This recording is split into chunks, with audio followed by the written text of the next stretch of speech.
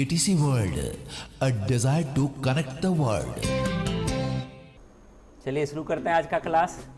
आप सबको बहुत बहुत धन्यवाद कि आप अकाउंटिंग का क्लास बहुत तन्मयता से देख रहे हैं। I hope you all are happy and healthy. तो हम लोग पिछले क्लास में जो चर्चा किए थे ऑब्जेक्टिव्स ऑफ अकाउंट्स की, इसको हम फिर से दोहराते हैं और आज बेसिक कंसेप्ट्स ऑफ अकाउंट्स को भी देखेंगे। तो इसमें हम लोग ऑब्जेक्टिव्स ऑफ अकाउंट्स में क्या देख रहे हैं कि हमें अकाउंट्स क्यों करना चाहिए, अकाउंट्स से हमको क्या बेनिफिट मिलेगी। तो यहाँ पर हम देख रहे हैं कि to keep systematic record of business transactions, to calculate profit and loss, to ascertain the financial position of the business, to provide information to various parties। अगर हम अकाउंटिंग कर रहे हैं तो बिजनेस का जो सिस्टमेटिक ट्रांजैक्शन हो रहा है, बिजनेस में जो भी घटनाएं हो रही हैं उनको हम अपने नोटबुक में जब लिखते हैं या दर्ज करते हैं तो हमको बिजनेस का पोजीशन पता चल सकता है, बिजनेस की स्थिति पता चल सकती है। आगे है और सिस्टमेटिक रिकॉर्ड रखने से हम अच्छी तरह से प्रॉफिट और लॉस जान सकते हैं। तो यहाँ से हम दो कंसेप्ट को क्लियर करेंगे। कोई भी बिजनेसमैन सिर्फ और सिर्फ प्रॉफिट चाहता है और लेकिन प्रॉफिट चाहते हुए भी उसको लॉस भी हो जाता है, लेकिन उसको पता कैसे चलेगा? उसको पता चलेगा अकाउंटिंग करने से ही, अकाउंटिंग का सिस्टमेटिक रिकॉर्ड रखने से ही, अन्यथा उसको पता नहीं चलेगा। आगे है to ascertain the financial position of the business. अगर हम बिजनेस का फाइनेंशियल पोजीशन, वित्तीय स्थिति जानना चाहते हैं तो हमें अकाउंटिंग करना पड़ेगा। आगे है to provide information to various parties. हम जब बिजनेस करते हैं, बिजनेस में अकेले नहीं होते हैं, हमारे साथ कस्टमर्स होता है, हमारे साथ डेटर्स होता है, हमारे साथ सप्लायर्स होता है, या हमारे साथ बहुत सारे अकाउंट्स के तथ्य होते हैं और बहुत से पार्टीज़ होते हैं जिनको हमको इन्फॉर्मेशन देना होता है और जिनसे इन्फॉर्मेशन हमको लेना होता है। तो हम अकाउंटिंग के द्वारा ही इन्फॉर्मेशन का आदान प्रदान कर सकते हैं। तो आज हम लोग यहाँ पर देखेंगे बेसिक एजम्पशंस और कंसेप्ट्स ऑफ अकाउंटिंग। यहाँ पर बेसिक एजम्पशंस क्या है और कंसेप्ट ऑफ अकाउंटिंग क्या है। एजम्पशन का अर्थ होता है कि हम किसी चीज़ को पहले से मान लेते हैं। हम एजम्पशन को समझने के लिए सबसे पहले एक मैथ्स का फार्मूला हम आपको बताते हैं। एक हिसाब है, हिसाब में दिया हुआ है कि पिता की उम्र पुत्र की उम्र से 25 साल अधिक है, ठीक है ना। तो इस कंसेप्ट को हम इक्वेशन में कैसे लिखेंगे? तो वहाँ पर लिखेंगे, माना कि पिता की उम्र x है तो x प्लस 25। तो क्या कर लिया यहाँ पर? x मान लिए, है ना। जब हम बिजनेस को शुरू करते हैं तो मन में पहले उसको बैठाते हैं, एक कल्पना कर लेते हैं और उसके आधार पर हम सोच करके उसको तैयार करते हैं। तो यहाँ पर दिया हुआ है, a renowned accountant once observed that accounting was born without notice and reared in neglect। एक प्रसिद्ध अकाउंटेंट ने एक यहाँ पर स्टेटमेंट दिया कि अकाउंट्स जो है बिना नोटिस का ही आपके लाइफ में आ जाता है। तो ये क्या अर्थ हुआ इसका, है ना। हम भले उसको उपेक्षित कर देते हैं, भले उसको टाल देते हैं, लेकिन अकाउंटिंग आपके लाइफ में हर जगह है। पिछले अध्याय में हम आपको बताए कि अकाउंटिंग में क्या होता है। सबसे पहले जो कंसेप्ट में आपको लेन देन होता है, लेकिन लेन देन का शुरुआत जो हमारे जीवन से ही हो जाता है। लेखा जोखा हम अपने लाइफ का भी करते हैं। आपकी जन्म तिथि क्या है, आपकी उम्र क्या है, 5 साल के बाद आपकी एज क्या हो जाएगी, 5 साल पहले हम क्या थे। तो यहाँ पर भी अकाउंटिंग सेशन लागू होता है, यहाँ पर भी अकाउंटिंग कंसेप्ट है। अकाउंटिंग से सिर्फ हम ये नहीं कि कैलकुलेशन ही निकालते हैं, प्रॉफिट एंड लॉस की ही गणना करते हैं। अकाउंटिंग का अर्थ होता है कि सिस्टमेटिक तरीके से किसी चीज़ को जानना और उस पर प्रतिक्रिया करना और उससे जो हमको बेनिफिट्स या लॉस मिलता है उसकी जानकारी लेना, ठीक है ना। जैसे आप मैट्रिक में पढ़ रहे हैं, मैट्रिक में आप पढ़ाई पर ध्यान नहीं दिए, आपका रिजल्ट खराब हो गया। रिजल्ट होने के बाद आप पछताए कि काश और पढ़ते, काश हम रेगुलर क्लास जाते, काश इतने ट्यूशन को हम अटेंड कर लेते। तो वहाँ पर भी तो आप एक एक बैक का हिसाब आप ले रहे हैं ना, आपके साथ जो घटना घटी आप उसका हिसाब ले रहे हैं, उसका लेखा जोखा आप कर रहे हैं। अगर वही व्यक्ति, उसी तरह का व्यक्ति दूसरा लड़का है जो बढ़िया से पढ़ा, टाइम को समझा, समय पर स्कूल गया, समय पर ट्यूशन लिया, तो उनको क्या है, अच्छी रिजल्ट मिली। तो वहाँ पर किसके आधार पर उस कैलकुलेशन कर रहा है? उन्होंने जो मेमोराइज किया, मेमोरी में भी अकाउंट्स करते हैं, पहले कर लेते हैं कि 2 महीने के बाद मेरी परीक्षा होने वाली है, मैं मन से पढ़ रहा हूँ, मैं इस नोट्स को तैयार कर सकता हूँ और बढ़िया से लिख सकता हूँ, तो आपके दिमाग में एक इमेज पैदा हो जाता है कि मेरी रिजल्ट अच्छी हो सकती है। तो वहाँ पर भी जो हम मन में सोच को पैदा किए, एक कल्पना कर लिए, और कल्पना का जो समावेश है हम अपने दिमाग में बढ़ाते चले गए, तो वो भी एक प्रकार का अकाउंटिंग है। जबकि अकाउंटिंग में क्या पढ़े, कितने कंसेप्ट्स आए? 3 कंसेप्ट्स आया, रिकॉर्डिंग, क्लासिफाइंग, समराइजिंग, ठीक है ना। रिकॉर्ड किए, है ना। जब आपका जन्म हुआ था उस समय भी रिकॉर्ड हुआ होगा कि आप पत्रा बनाए होंगे या पत्री बनाए होंगे या जिसको जन्म कुंडली बनाए होंगे, और उसमें लिखा गया होगा कि इस बच्चे का जन्म इस तारीख को हुआ, इस ये नक्षत्र है, ये नक्षत्र। कैसे जाने? अगर उस पर लिखा पढ़ी नहीं करते तो आपको जवाब नहीं मिलेगा। बहुत से ऐसे बच्चे हैं जिसका कोई भी रिकॉर्ड नहीं है, तो उनकी कोई भी स्थिति आपने पता कर सकता है। लेकिन जिसका लिखित विवरण है, आज तो मैरिज भी होता है तो पहले मैच किया जाता है कि दोनों की कुंडली मैच की जा रही है कि नहीं, तो वहाँ पर भी मैचिंग होता है। और मैचिंग करना भी एक तरह का अकाउंट्स का भाग है। जब तक उसको पढ़ेगा नहीं, जब तक उसका मूल्यांकन हम नहीं करेंगे, तो उनके बारे में बता नहीं सकते हैं। तो यहाँ पर क्या गया कि अकाउंटिंग कैसे आती है? Without notice. अकाउंटिंग का कोई भी तिथि नहीं है, कोई भी नोटिस नहीं होता, आपके लाइफ में इन कर जाता है। आप 100 रुपया लेकर के घर से चले और रास्ते में कुछ खर्च करते चले गए, घर में पहुंचिएगा तो आप लगेगा कि आज तो 100 रुपया लेके चले थे, आज तो ये खर्च हो गया, इतना बचा होगा। और वहां भी आप काउंट करते हैं कि मेरे पास इतना शेष राशि है। तो लेखा जोखा करना ही अकाउंटिंग है। फिर देखिए यहां पर अकाउंटिंग वॉज फर्स्ट प्रैक्टिस्ड। ये बहुत ही सुंदर लाइन है अकाउंट्स की, प्रैक्टिस्ड देन थ्योराइज्ड। अकाउंटिंग पहले क्या होता है, आपको जब हम बोर्ड पर पढ़ाते हैं तो क्या वहां पर थ्योरी हम बताए हैं?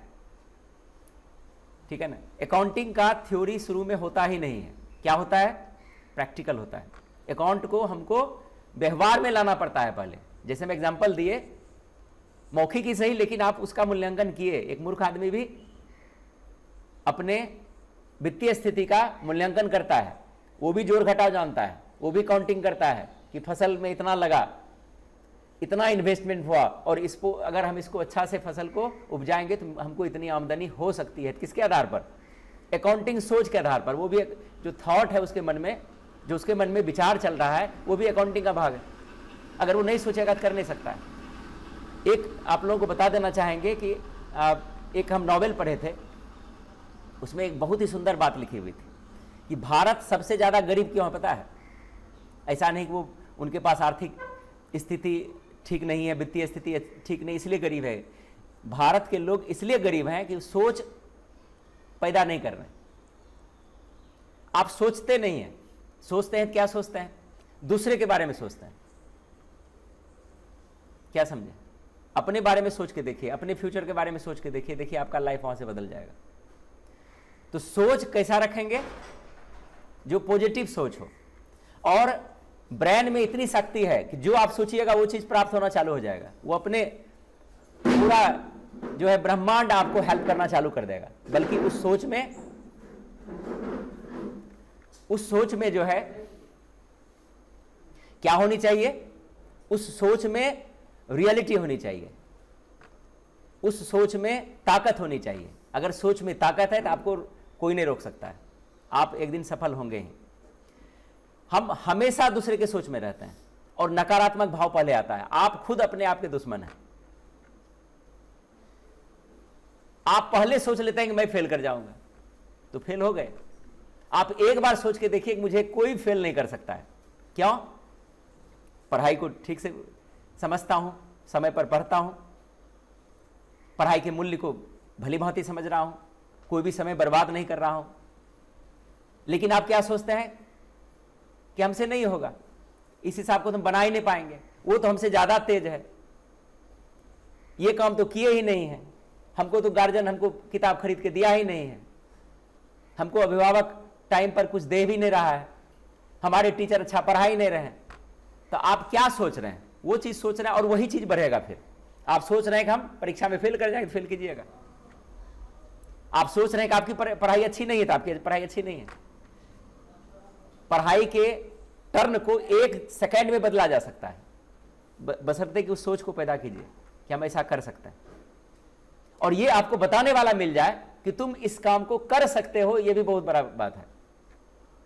हमारे घर से भी निगेटिव शुरू होता है।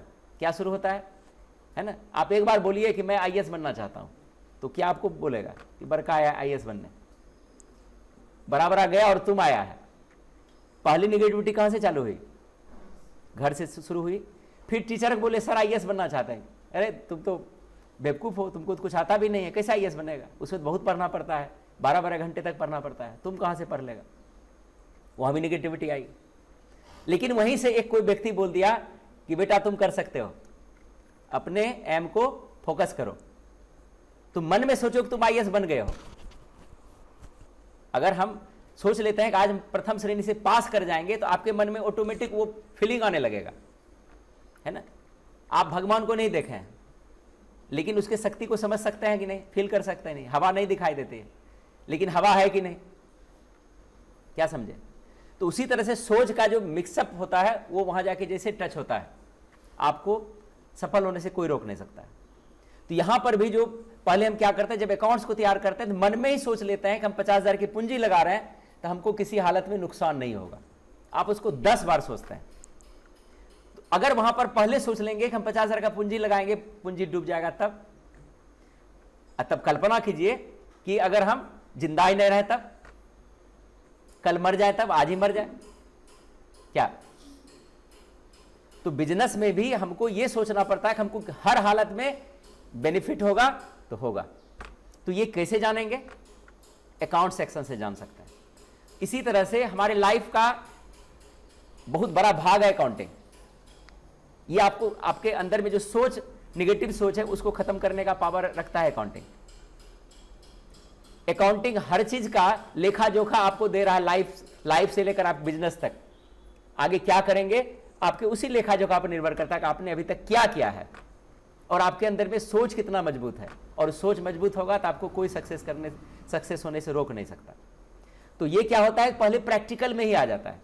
आप जब बिजनेस को शुरू करते हैं तो पहले प्रैक्टिकल सोचते हैं, उसी तरह के बिजनेस को दूसरे का बिजनेस देखते हैं, जो बिजनेस आप करना चाहते हैं पहले उसका टेस्ट लेते हैं कि क्या हो रहा है, उसको फायदा हो रहा है कि नहीं है। जब आपके दिमाग में अट गया कि इस बिजनेस से हमको बेनिफिट हो सकता है, तो आप उस बिजनेस को आगे बढ़ा लेते हैं।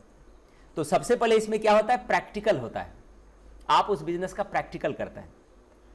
एग्जाम्पल के तौर पर आपको हम साइकिल सिखाएंगे या आप साइकिल सीखना चाहेंगे, सबसे पहले बोलेंगे कि साइकिल कैसे सीखें, 200 पेज की किताब है और 3 महीना तक इसको सारे सिद्धांत को याद करके लाओ।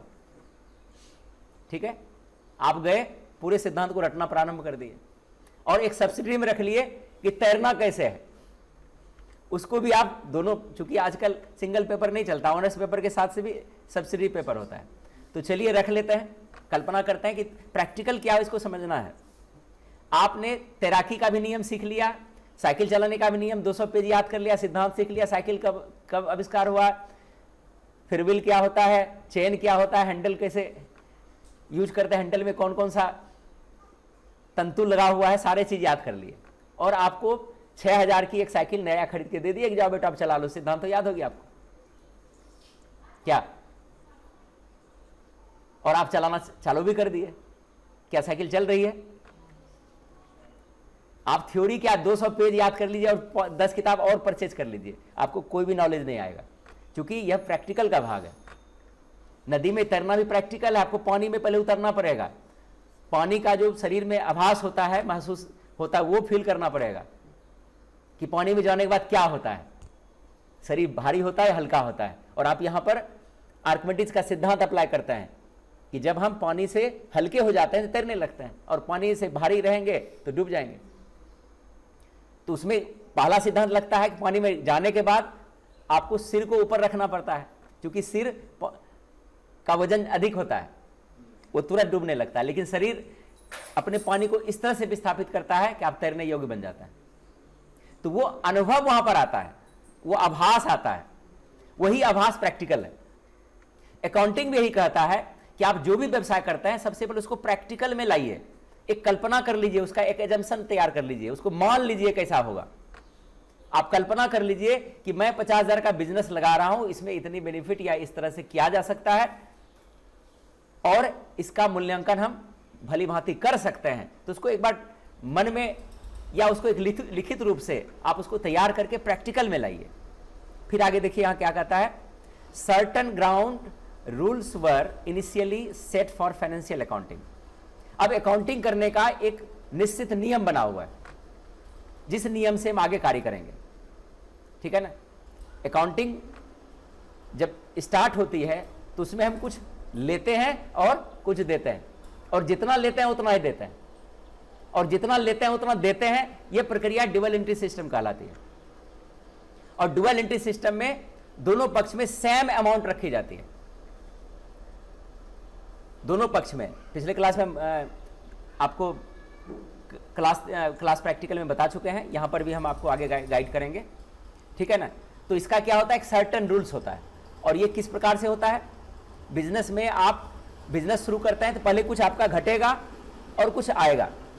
जब आप किसी से कुछ परचेज करेंगे तो आपका कुछ जाएगा और आपके पास कुछ आएगा, है ना। बैंक में पैसा जमा करने जाएंगे तो आपके पास से कुछ जाएगा और वहां से सर्विस आपको प्रोवाइड किया जाएगा, ठीक है ना।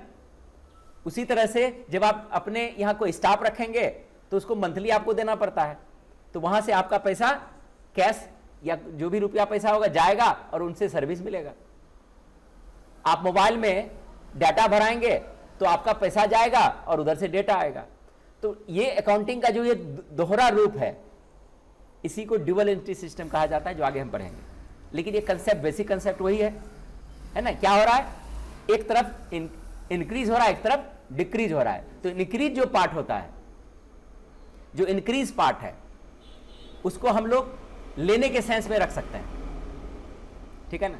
लेने के सेंस में मतलब इंक्रीज वाला पार्ट में हमको मिल रहा है और डिक्रीज वाले पार्ट में हमारे से वापस जा रहा है, ठीक है ना। तो ये यहां से आपको ध्यान रखना है। इसके एक नियम होते हैं जो हम बेसिक कंसेप्ट में आपको बता दिए, इसके बनाने के नियम आएंगे। लेकिन ये अगर प्लस माइनस आपको समझ में आ गया, इंक्रीज और डिक्रीज आपको समझ में आ गया, तो आपको समझिए कि अकाउंट्स आ गया। अकाउंट्स में ज़्यादा पढ़ने की जरूरत नहीं है हमको, क्योंकि हम लोग टैली को फोकस किए हुए हैं। हम पूरा अकाउंट्स आपको पढ़ाने जा नहीं रहे हैं, सिर्फ बेसिक तथ्य को। और उसमें ये सिर्फ प्लस माइनस ही समझना है। और प्लस माइनस किस एंट्री को फॉलो करती है, ड्यूअल एंट्री सिस्टम को फॉलो करती है। जितना हम लेते हैं उतना देते हैं, यह प्रक्रिया क्या कहलाती है, ड्यूअल एंट्री सिस्टम या ड्यूअल एंट्री सिस्टम, ठीक है ना। और जिधर इंक्रीज होता है उस पार्ट को हम लगभग डेबिट के नाम से जानते हैं, और जिस पार्ट से आपकी डिक्रीज होती है उसको हम क्या बोलते हैं, क्रेडिट बोलते हैं, है ना। जहां लिया डेबिट, जहां दिया क्रेडिट। क्लियर हो गया। आगे देखिए, therefore these are called conventions और कंसेप्ट्स। अकाउंटिंग का जो रूल्स हम अप्लाई करते हैं उसी को अकाउंटिंग कंसेप्ट कहा जाता है या कन्वेंशंस कहा जाता है। We shall discuss here only the basic accounting concepts or conventions that are very vital to understand the process of accounting. हम यहाँ पर उसी नियम, उसी कंसेप्ट का बात करेंगे जो बहुत ही महत्वपूर्ण है। और अकाउंटिंग प्रोसेस क्या होता है, अकाउंटिंग प्रोसेस कैसे कार्य करता है, उसमें जो कंसेप्ट रहेगा उसी कंसेप्ट को हम चर्चा करेंगे, जो कुछ हम आपको हिंट के रूप में यहाँ पर हम कर चुके हैं, ठीक है। आगे देखते हैं।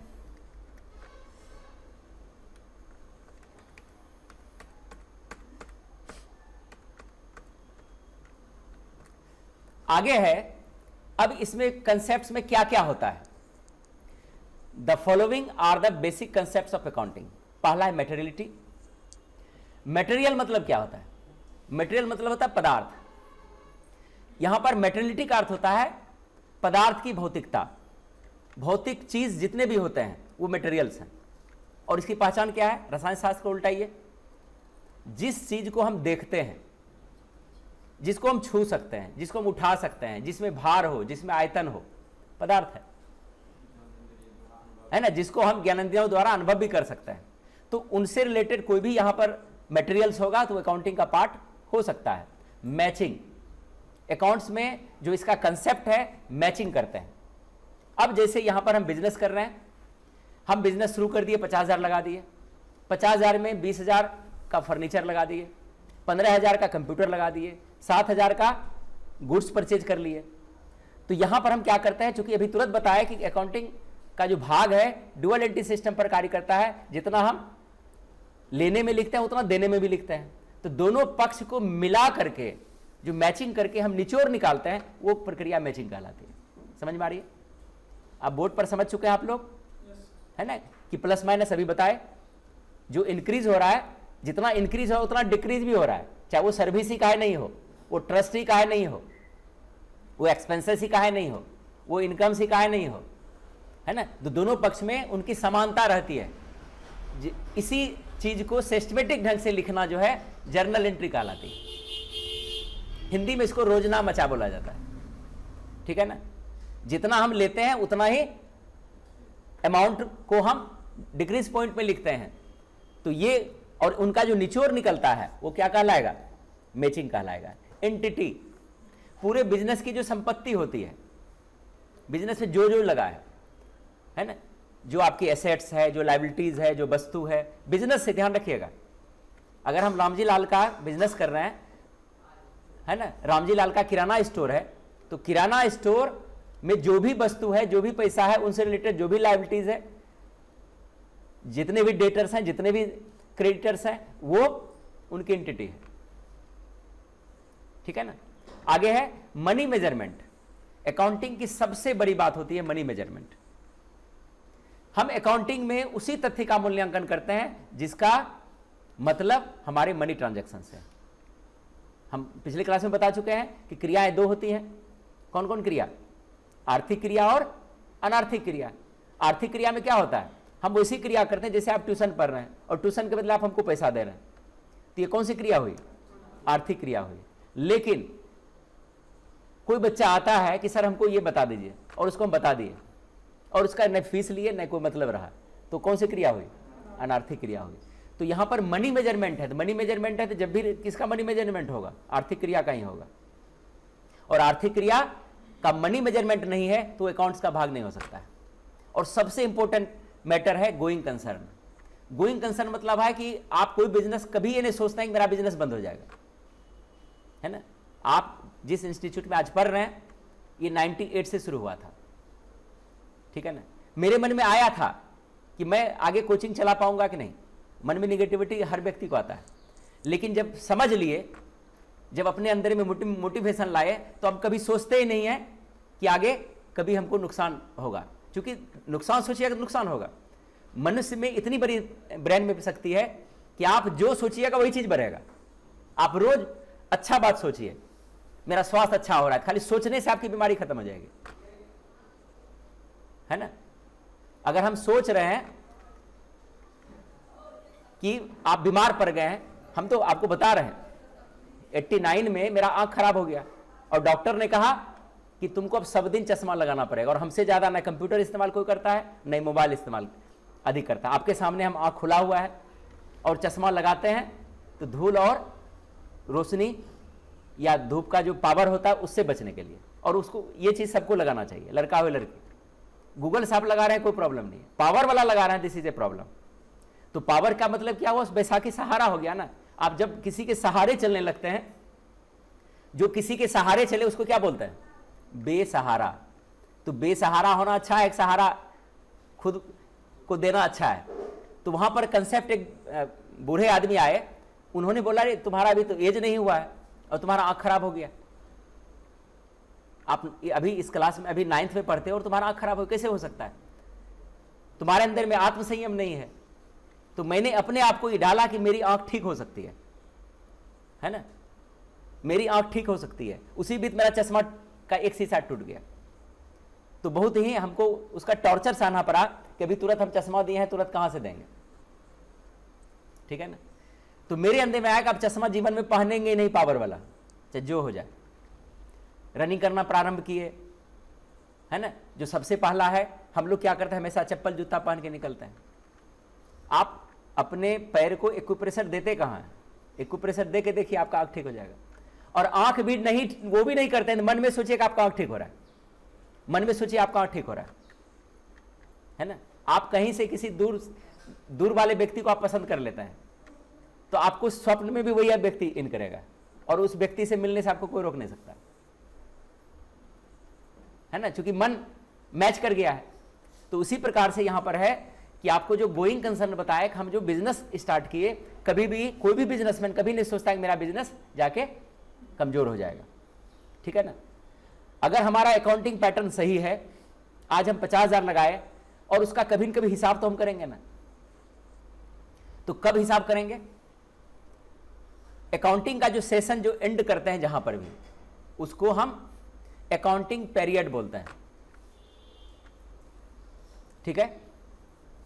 अकाउंटिंग पीरियड बोलते हैं। अकाउंटिंग पीरियड का क्या अर्थ हुआ? अकाउंटिंग सेशन को जहां पर हम क्लोज करते हैं। एक हुआ कि शुरुआत हुई, और शुरुआत होकर के एक अवस्था पर जाकर के उसको हम क्लोज करते हैं, और क्लोज नहीं करेंगे तो वित्तीय स्थिति का पता हमको नहीं चलेगा। जहां से शुरू किए वहां पर 50,000 मेरी पूंजी थी, और जहां पर क्लोज कर रहे हैं वहां पर 1.5 लाख की पूंजी हो गई। तो इस कैलकुलेशन से, कैलकुलेट करने के लिए, उसका ट्रांजैक्शन जानने के लिए, उनका लाभ हानि जानने के लिए हमको एक पीरियड निर्धारित करनी होती है। इसको अकाउंटिंग पीरियड कहा जाता है। अकाउंटिंग पीरियड का नॉर्मल हम लोग जो इस्तेमाल करते हैं उनको फाइनेंशियल ईयर भी बोला जाता है। तो फाइनेंशियल ईयर कहां से शुरू होती है? कोई बताइए, फाइनेंशियल कहां से शुरू होती है? फाइनेंशियल ईयर 1 अप्रैल से शुरू होती है, और एंड कहां पर करती है? 31 मार्च को, जिसको आप लोग मार्च क्लोजिंग बोलते हैं ना। जब जीएसटी लेकिन लागू हुआ था तो 1 जुलाई को लागू हुआ था, तो एक साल जो है जुलाई से उसको मार्च तक का सेशन दिया गया। लेकिन फिर उसके बाद जो है, जो अकाउंटिंग का अभी तक जो टेक्निकल पीरियड रखा हुआ है, वो 1 अप्रैल से अगले साल के 31 मार्च तक का जो भी हम मूल्यांकन करते हैं उसका लेखा जोखा उसी पीरियड में करते हैं। तो ये अकाउंटिंग पीरियड होता है। तो बेसिक कंसेप्ट में आज क्या सीखे हम लोग? मैटेरियलिटी, मैचिंग, एंटिटी। मैटेरियलिटी मतलब क्या हुआ? वस्तु से संबंधित, ठीक है ना, भौतिकता से संबंधित तथ्य रहेगा। मैचिंग होगा, एंटिटी उसकी संपत्ति है। मनी मेजरमेंट, उसको पैसे मूल्यांकन करेंगे। गोइंग कंसर्न, आपकी बिजनेस लगातार किस आधार पर चलेगी वो अकाउंटिंग ही बताएगा। और अकाउंटिंग पीरियड, और जहां पर हम क्लोजिंग करते हैं वहां पर हम हिसाब का लेखा जोखा करते हैं, फिर उसको वहां पर क्लोज करके, और जो बचता खुचता है उसका जो भी हमारे पास जो शेष राशि बचती है या शेष जो भी चीज बचता है उसको हम आगे के साल में फॉरवर्ड कर देता है। फिर वहां से शुरू होता है। अगर 1 अप्रैल से बिजनेस मैंने शुरू किया और आगे जाकर के क्लोज किया और वहां पर 1.5 लाख की पूंजी बनी, तो 50,000 मेरा इन्वेस्टमेंट हो गया। 1 लाख जो मेरे पास अब पूंजी मेरे हैंड में है, तो वो आगे के साल में कन्वर्ट कर देंगे। और फिर अब पूंजी हम वहां क्या दिखाएंगे? 1.5 लाख दिखाएंगे। फिर दूसरे साल हम आगे बढ़ेंगे, फिर वहां पर देखेंगे, हो सकता है कि आपके दूसरे साल बिजनेस ठीक नहीं हो पाए, कमजोर हो गया, तो अकाउंटिंग के आधार पर उसको जान सकते हैं कि हानि। तो आप वहां क्या होता है? अलर्ट हो जाता है, हानि क्या पहुंचे। ध्यान रखिएगा, निगेटिव पॉइंट बहुत बड़ी होती है। हम लोग निगेटिविटी से डरते हैं, लेकिन निगेटिविटी में इतनी ऊर्जा होती है कि कोई सोच नहीं सकता। जितना आपके साथ बुरा होगा उतना अच्छा होने वाला होता है, ये किसी को पता नहीं है। जितना बुरा होगा उतना अच्छा आपके जीवन में होने वाला है। इसलिए निगेटिविटी से डरना नहीं है, बी पॉजिटिव ऑलवेज। तो आज हम इसी तथ्य के साथ अकाउंट का ये जो सेशन है, जिसमें बहुत सारी एक्स्ट्रा बात भी मैंने कहा, अगर कुछ सलाह आपको लगता है तो आप सलाह दे सकते हैं। और वीडियो अच्छा लगे तो लाइक कीजिए, शेयर कीजिए, और अपने दोस्तों से सब्सक्राइब करवाइए, ताकि मैं इस तरह के वीडियो आपको देता रहूं। बहुत बहुत धन्यवाद। जय हिंद।